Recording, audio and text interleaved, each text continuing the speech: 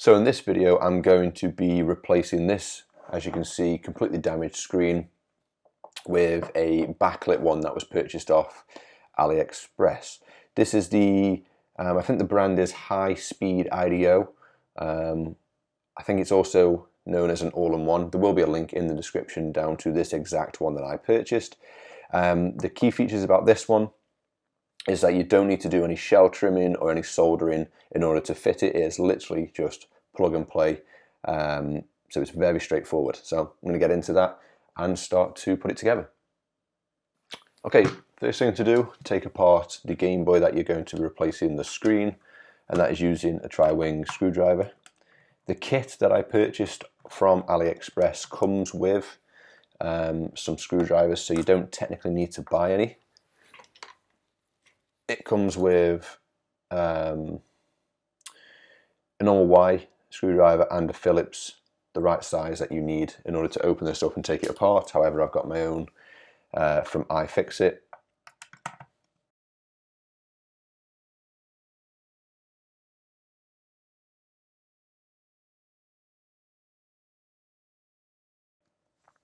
So once you're inside, you're going to need to switch from the Y head to a Phillips head screwdriver to get these screws out of the board.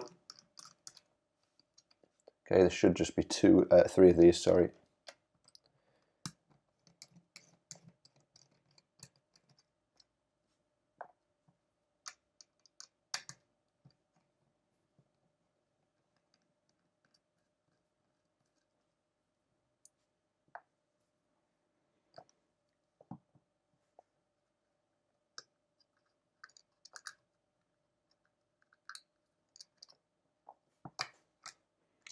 Okay, so disconnect the ribbon cable at the top of the board, lift in both tabs on each side, and then just pull it and it should easily come away. I'm just going to inspect this board because this is the first time that I've had this open, just to make sure everything is working and looking in good condition. And from initial thoughts and observations, it seems like the screen was just somehow damaged. It almost looks like an impact damage.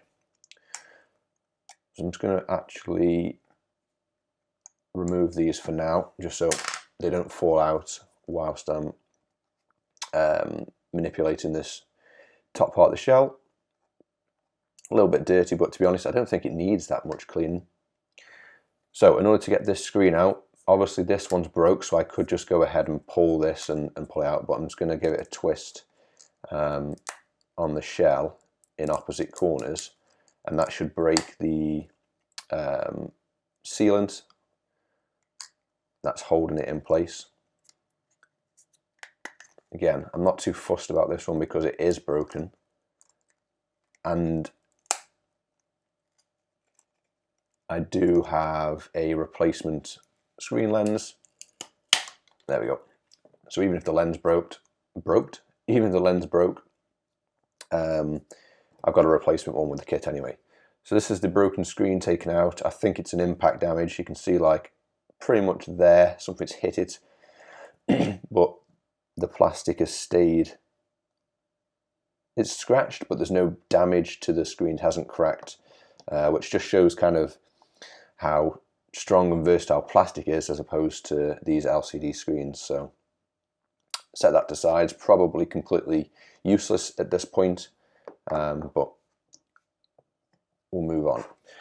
So this is the kit you'll get. You can have the option to buy a shell or replacement shell with it. I just picked it up because it was a lot cheaper to add the shell into the bundle than it would be to buy a shell on its own. So that can be used for future videos. But this is obviously the main part. You can see I've got the glass screen, so I think I'll save that for now. But this video is just getting that screen replaced. I'm not too fussed about this scratched lens at the moment.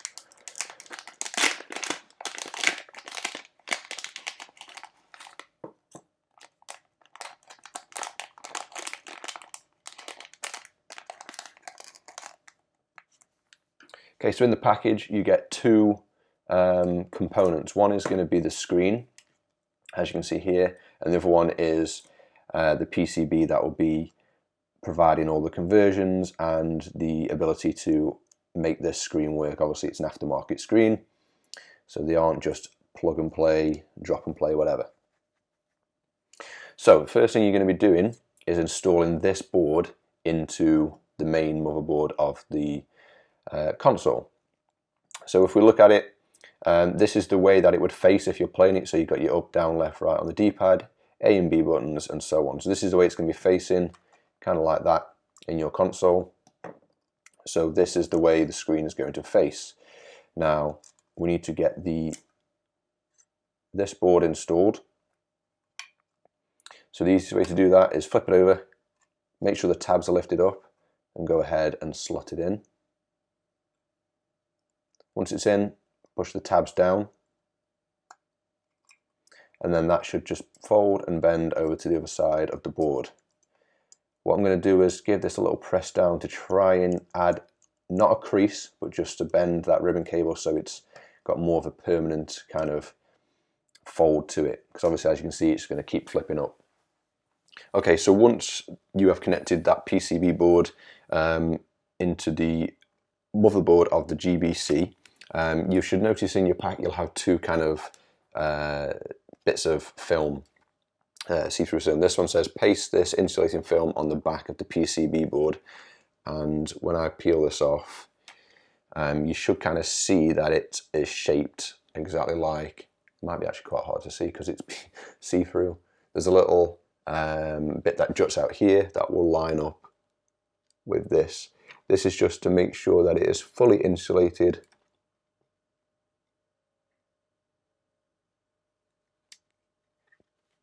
against this PCB there, because it's going to sit on top like so. So I'm just going to make sure this is fully down and stuck on, and there's no chance of this falling off. So that will sit like that. Obviously at the moment it's going to want to keep flipping up. That's just something we're going to have to work around. The next part as well, attach this insulating film to the metal surface on the back of the LCD. Again, quite straightforward. I think it may go that way, yeah.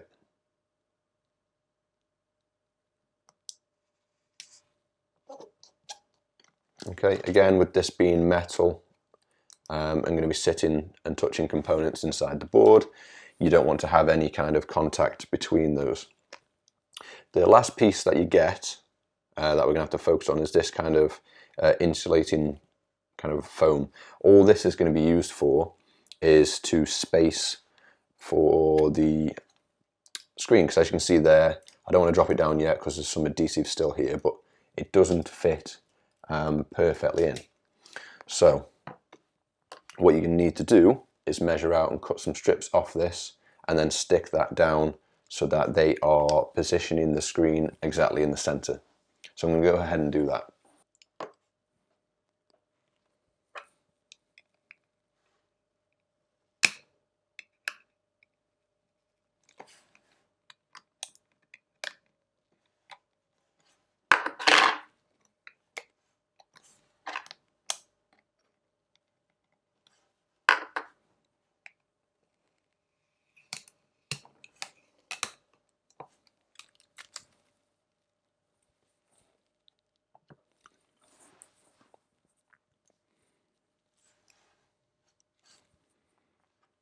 So just before you go ahead and start to measure out where to put this, you've got to make sure that you've got it in the right orientation. Those who are watching have done this before may know this might not be in the right direction. Orientation. I'm going to figure this out as we go along. This is the first time I'm doing this, so if this needs to be connected, this to me seems like that might be too high up. Yeah, so I think this needs to actually go in this way around. So if I place it like that, fold it here, that should then tuck around, and again this is going to go on this way. Yeah, so the screen goes in this way around with the ribbon cable facing towards the bottom. The ribbon cable is then going to fold up like this, and then when you put the PCB on, you're going to connect it together, and then that should fold and twist onto place. So like I said, I'm going to just get this so it's lined up. So as you see, if I flip it over here, you can see down the left side, you can see off the screen. So it needs to move over this way, which means it needs to move over that way on this reversed angle. Now there is a film covering this, but I'm just going to get this in position so I can see how much spacing I need, then put the spacers in, then just remove the film. I don't want to do any damage to the screen just yet. So it still needs to come over a little bit more. Let's try that, a bit too much. So I think that's pretty much center. You can still see the white on both sides. However, I've got a feeling, I'm just going to try and get that to stay. There we go. I've got a feeling, if I could find it, the custom lens that comes with the Game Boy might be a couple extra mil on the sides to cover up that gap. So I'm just going to try and line it up and see. Yeah, I think that sits actually. The side pieces come in a little bit more to cover up that gap. So for now, I'm not too fussed. I'm going to get that line back up perfectly center and go from there. And we can replace the lens at another point. Right, that seems to be okay. So I'm going to try and hold that in place, drop it down. I think I've just twisted that a little bit. But it seems like I've got a thicker portion to cut that side compared to the other side. So what I'm going to do is just get a scalpel, hold that in place, press it down, and then just make a mark either side up against the screen, just like so, and then with a pair of scissors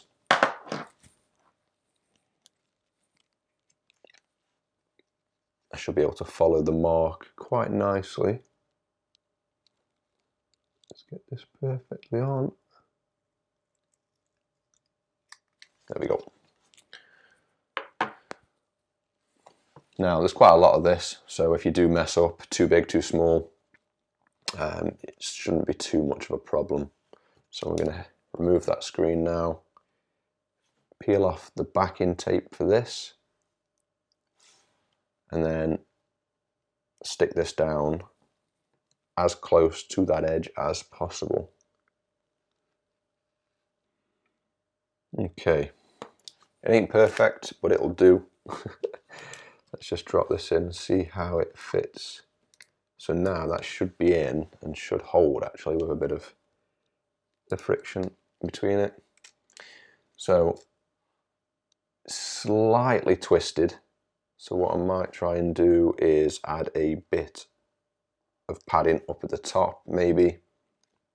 But this just needs to twist a little bit like so. Let's see how this looks. That's a bit better. Yep. I'm happy with that for now because like I said, the lens should come in a couple mils on a new one. To sort that out. So I'm going to go ahead and peel off the protective coating and drop this in.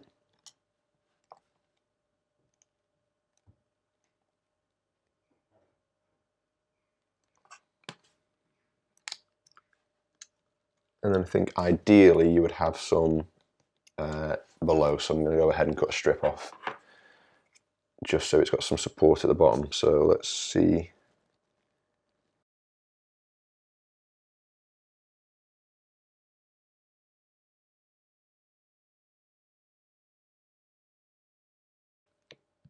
Okay, so again, that's going to fold up just like so. And what I'm going to do is get the buttons put back in just so we're ready.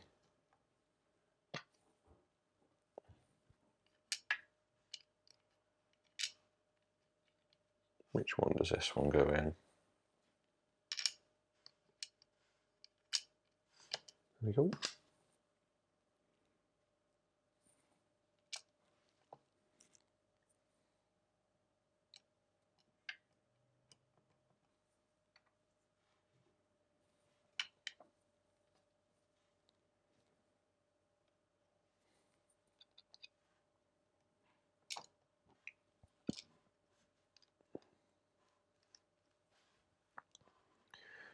Okay, so this is where it gets a bit fiddly, but just be patient with it. That's going to fold up, and then this obviously needs to be slotted into the ribbon here. So I think what's probably going to be the easiest option is if I take this out completely, set that to the side, and then that should give me a bit more flexibility to move. Yeah, that's better.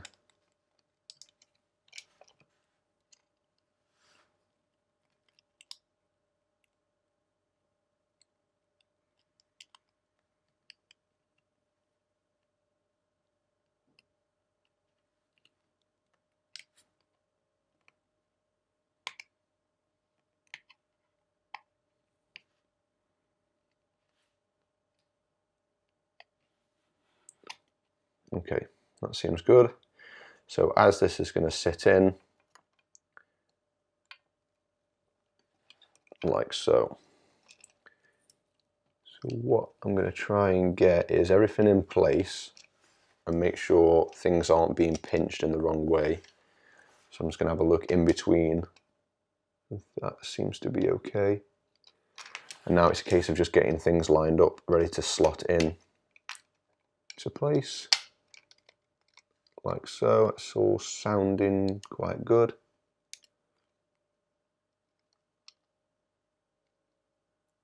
Okay.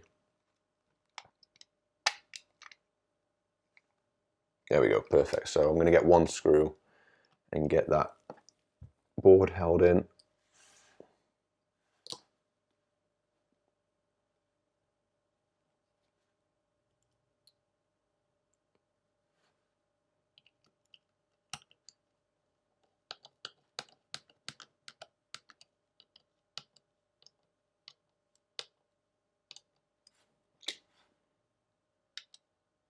Okay, just finger tight, doesn't need to go any more than that. Just give the buttons a quick press, see if they're okay. They feel, yep, feel all right. Now this touch sensitive at the top, this is meant to go on the inside of the IR blaster. So you would kind of fix it like that and then slot it in. But to be honest, I'm going to leave it for now and just make sure that this works and boots up. So I'm just going to add a couple more screws in just for support so that one screw isn't taking all of the pressure.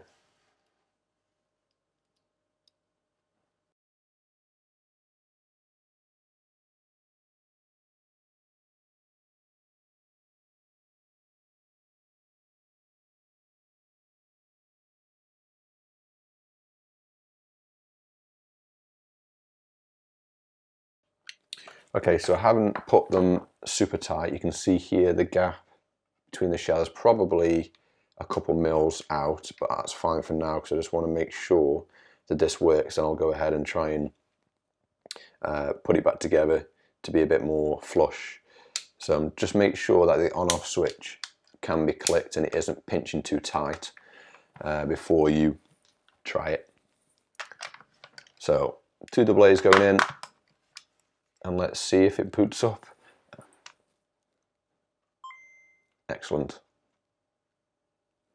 Now, I don't actually have any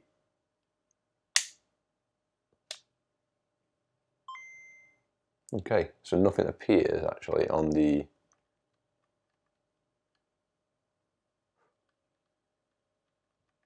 getting something slightly weird. Let's try again. Right, I'm going to grab a game just to make sure because this doesn't seem right.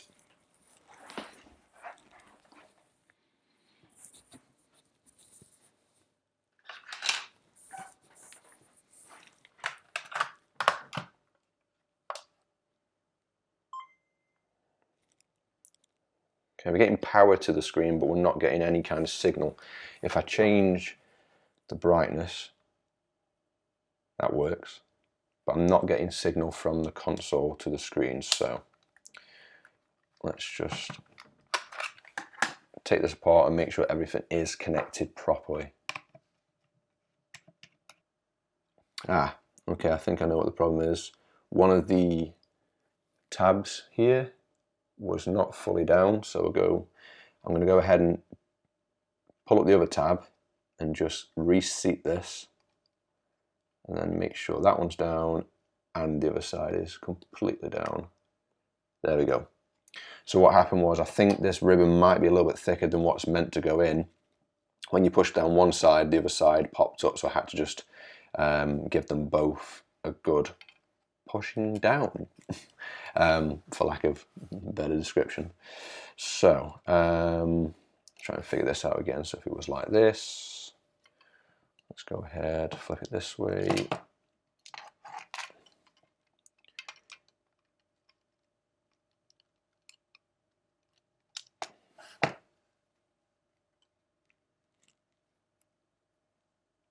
That seems to be in. Just be very careful with these ribbon cables. Very thin, very delicate, and disastrous if you break them. So let's just make sure that's going to sit nicely. Yeah, there's no pinching going on. I know the start and select fell out, so I'm going to have to try and get that back in. There we go. Okay, then just again, a case of pushing things back into place, making sure it all lines up, not forcing it too much.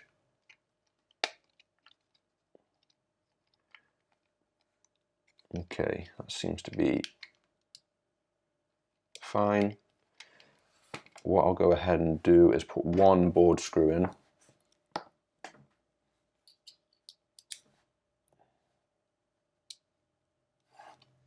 the center there.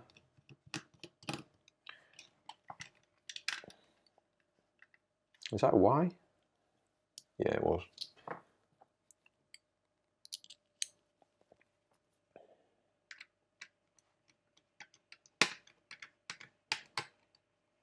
There we go.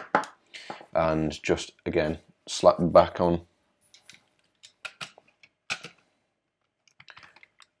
can ignore the power switch for a second. Let's go ahead and put some batteries in,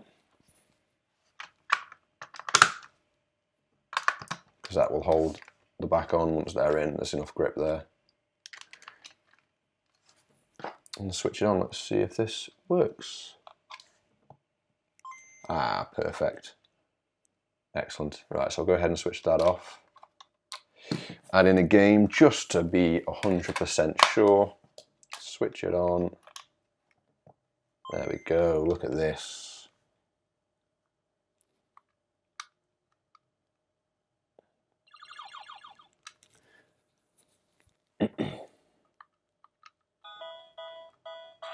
That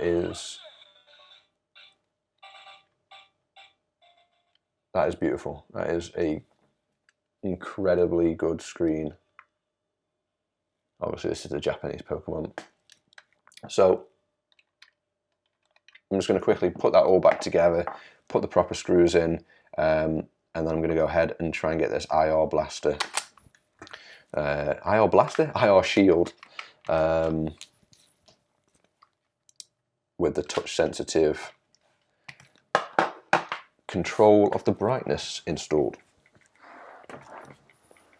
Okay, so I've had to do that off camera just because it took a bit of fiddling and it's already kind of fallen out. I will get some close-up shots. You can see it's just jutting out. I'll get a better close-up shot of exactly how I've folded it, but you're going to need to kind of fold that touch sensitive part for the brightness control so that it's up against that IR shield. Once it's in, it should work fine. I haven't tested this yet. There is no sticky back plastic or whatever it be in order to keep it attached to that, which I personally think is better, because it means if you wanted to take the screen and put it into another device, or you just wanted to remove it, you're gonna have to tear that off, which would probably end up breaking that ribbon cable with it being so fragile. So this way I'd probably say is a bit better. Again, like I said, I will get you a close-up shot of exactly how I have bent it and put it into place. But for now, this, I think, is finished. We can go ahead and put all the screws back in. Again, just finger tight, doesn't need to be overly tightened, especially with how old these screw posts are, and it's only plastic. So you don't want to strip the threads in the housing. Don't mind putting another screw in there. Just make sure that's again down. It likes to come out just with how that is bent. Let me just make sure that's going to stay in. So you can see there, it's just come up a little bit. You've got to have to press it back in, and then when you close it back up, it still wants to pop up, but hopefully with the shell being closed, it's not going to be too much of an issue.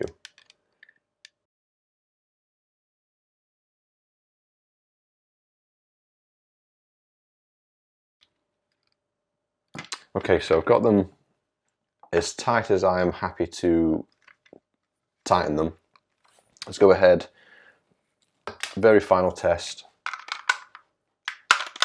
Batteries in, game in, and you know what, just to finish it off, I don't like to take these battery covers off too often because of how brittle they become, but let's give it a test.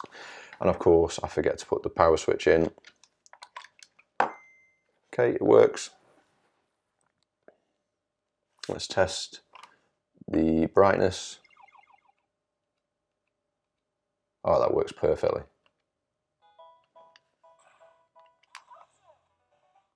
Amazing. So again, link will be in the description of where to buy this. It is around, I think, the £30 to £40 mark, but honestly, this is a massive upgrade. This is so good. Thanks for watching. I hope you enjoyed this video, and subscribe, and I'll be uploading more just like this.